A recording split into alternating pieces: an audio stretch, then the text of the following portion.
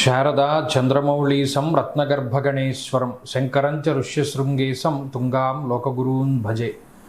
ఉభయ జగద్గురువుల యొక్క పాదపద్మాలకి నమస్కారం చేసుకుంటూ, అలాగే నాకు జ్యోతిష విద్యను నేర్పిన గురువర్యులు జ్యోతిష బ్రహ్మ కీర్తిశేషులు శ్రీ ఈరంకి సూర్యనారాయణమూర్తి గారు, సూర్యశ్రీ దైవజ్ఞి గారి యొక్క పాదపద్మాలకి నమస్కారం చేసుకుంటూ, ఓం శ్రీ మహాగణాధిపతి నమః, శ్రీ గురుభ్యో నమః, హరి ఓం. వీక్షకులందరికీ నమస్కారం. ఆగస్ట్ మాసమందు ఏ విధమైనటువంటి గ్రహస్థితి ఉండబోతూ ఉన్నది, అలాగే ఆగస్టు నెలలో ఉండేటువంటి కుజగ్రహ మార్పు లేదా శనేశ్వరుని యొక్క వక్రగతి ఫలితము లేదా రవిగ్రహ మార్పు ఇత్యాది ఫలితాలు ద్వాదశ రాశుల మీద ఏ విధమైనటువంటి ప్రభావాన్ని చూపించబోతూ ఉన్నాయి, లేదా ఆ నెల రోజుల పాటు ఏ విధమైనటువంటి గ్రహస్థితి వల్ల ద్వాదశ రాశుల వారు ప్రభావాన్ని పొందబోతూ ఉన్నారు అనేటువంటి విషయాన్ని చాలా క్లుప్తంగా ఈ వీడియో ద్వారా తెలుసుకునేటువంటి ప్రయత్నం చేద్దాం. ముఖ్యంగా ఈ శాస్త్ర సంబంధమైనటువంటి విషయాన్ని అతి పురాణ గ్రంథమైనటువంటి గోచార దర్శిని వంటి ఉత్కృష్టమైనటువంటి గ్రంథం ఆధారంగా పూర్తి శాస్త్ర ప్రమాణాలతోటి ఈ విషయాలన్నింటినీ కూడా చెప్పడం జరుగుతూ ఉన్నది. ముఖ్యంగా ఈ ఆగస్టు మాసంలో ఉండేటువంటి గ్రహస్థితిని గనక గమనిస్తే, ఆగస్టు 2వ తారీఖున ఉత్తరా నక్షత్రం 2వ పాదంలోకి శుక్రుని యొక్క సంచారము జరుగుతూ ఉన్నది. అనగా శుక్రుడు తన యొక్క నీచక్షేత్రమైనటువంటి కన్యలోకి ప్రవేశం చేస్తారు ఆగస్టు 2వ తారీఖు నుండి. తదుపరి మాసం అంతా కూడా ఆయన అక్కడే సంచారం చేస్తారు.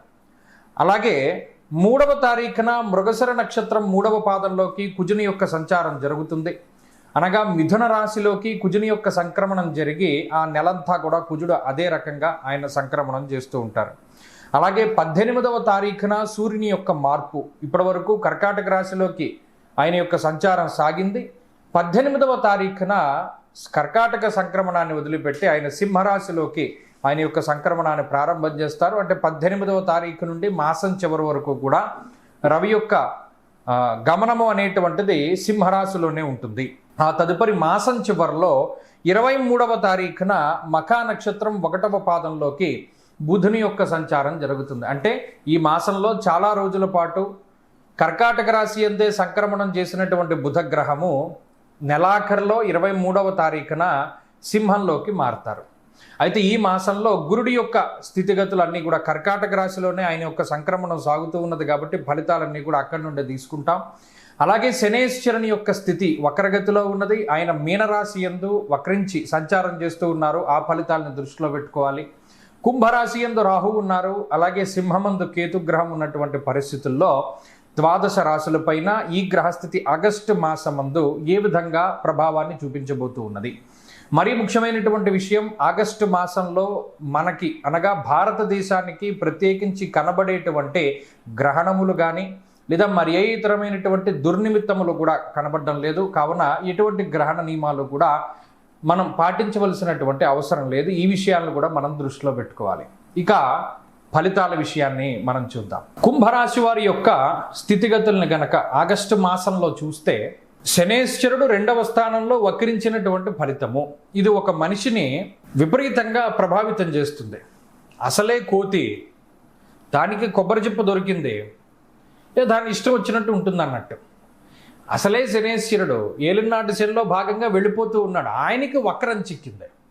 ఓ మనిషిని తిప్పేసే ప్రయత్నం చేస్తాడు. అమ్మయ్యా మనకిది ఇంకా మనం బయటపడిపోయామనుకున్న వాటిలోకి మళ్ళా లాగే ప్రమాదం ఉంటుంది. ఆ ఒక్క విషయంలోకి చాలా జాగ్రత్తగా ఉండాలి. కుంభరాశి వాళ్ళు ప్రత్యేకించి అమ్మయ్యా మనం ఇది దాటేసాము అనేటువంటి చివరాఖర క్షణంలో కూడా ఇది అంటారే ట్విస్ట్ అంటారే, ఆ రకంగా తిప్పగలిగేటువంటి గ్రహం శనేశ్వరుడు. చాలా జాగ్రత్తగా ఉండి ఎంతైతే మనం అణిగి అణిగి అణిగి ముందుకెళ్ళామో చివరాఖరను కూడా అంతే టెస్టింగ్ కోసం ఒకే ఒక్క మాటతోటి పోతుంది మొత్తం. అంత ప్రమాదం శనేశ్వరుడితోటి. అందులోనూ ఆయన వాక్స్థానం ముందు ఉన్నారు. మణిర్ముక్త ఫలం స్వర్ణం రత్నధాతు కదంబకం. చాలా జాగ్రత్తగా ఉండాలి.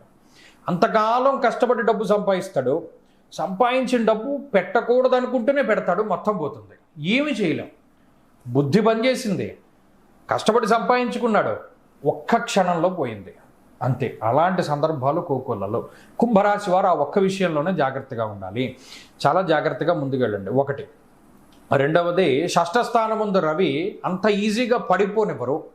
షష్ఠేరవవు సుసౌఖ్యాదిని ఎత్ర కార్యార్థ సాధనం. ఎందుకంటే 6లో రవి ఉన్నప్పుడు అంత తేలిగ్గా పడిపోనివ్వడు ఆయన.